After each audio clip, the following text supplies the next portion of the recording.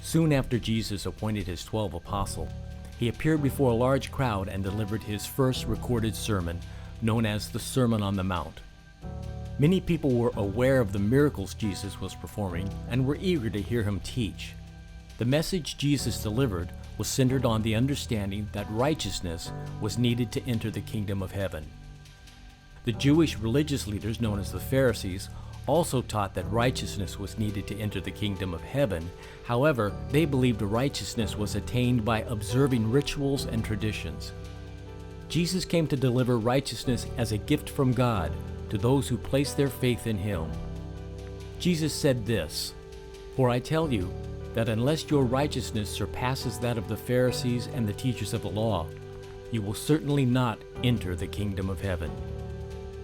The Sermon on the Mount begins with a list of statements commonly referred to as the Beatitudes. Each statement begins with the phrase, "Blessed are thee."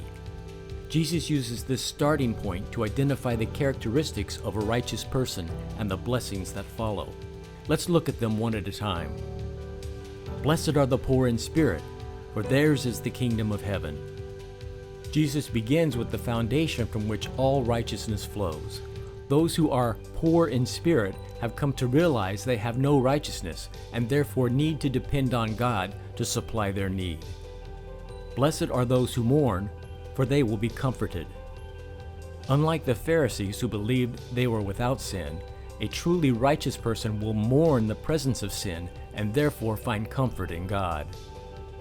Blessed are the meek, for they will inherit the earth. The unrighteous believe they can do everything on their own. The righteous are those who are meek and are willing to submit to the authority of God. Blessed are those who hunger and thirst for righteousness, for they will be filled. If you have an appetite for a deeper understanding and relationship with God, you are on your way to righteousness. Blessed are the merciful, for they will be shown mercy.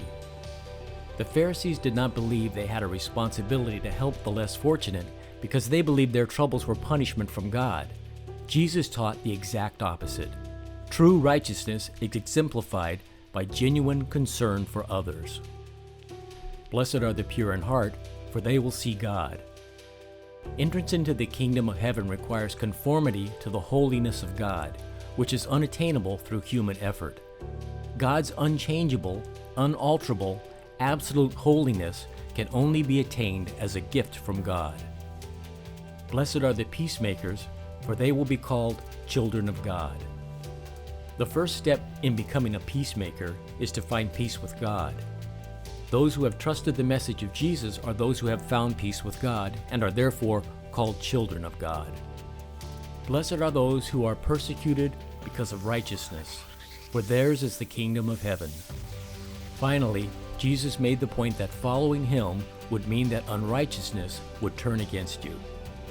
Jesus taught that those who were willing to stand with him and therefore stand against unrighteousness would find their way into the kingdom of heaven.